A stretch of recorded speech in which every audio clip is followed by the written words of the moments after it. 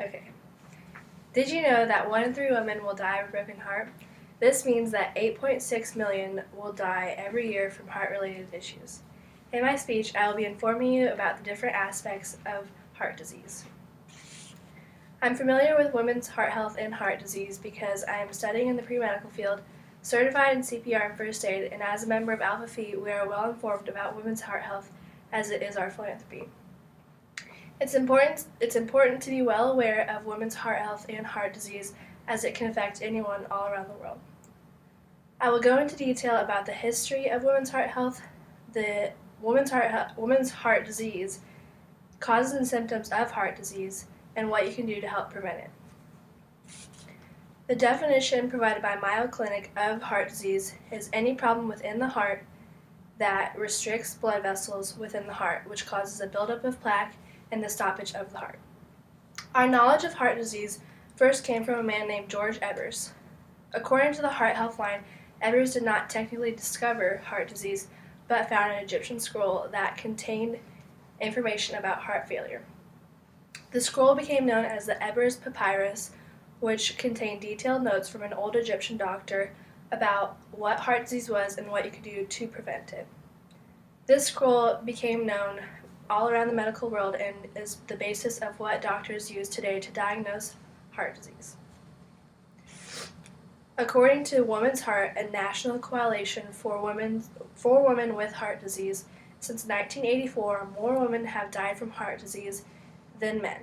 Also, in the early 1980s, the number of women with one or more risk factors of heart disease has increased from 75% to 90%. Heart disease has increased over 50% since 1980 due to the lifestyle choices of people, such as the eating habits and exercise habits of people. While heart disease seems similar in men and women, it is actually different in the causes and symptoms. According to the American Heart Association, causes for women of heart disease are smoking, secondhand smoke, high sugar in the blood vessel inflammation, and all of those lead to atherosclerosis, which is the plaque buildup in the heart, which causes heart attacks or irregular heartbeats. Symptoms specifically for women's heart disease are neck, shoulder, jaw, and back pain, abdominal discomfort, shortness of breath if you haven't just been running, right arm pain, vomiting, sweating, dizziness, and continuous fatigue that continues for weeks. Women often experience symptoms while they are sleeping, which is hard for them to identify their symptoms as they are unaware of them occurring. Women also tend to enter emergency rooms after they've had heart disease for an elongated period of time because they are only really well aware of men's heart disease symptoms rather than specific symptoms for women's heart disease. Now that you've heard what can lead up to heart disease, here are a few things you can do to help prevent women's heart disease.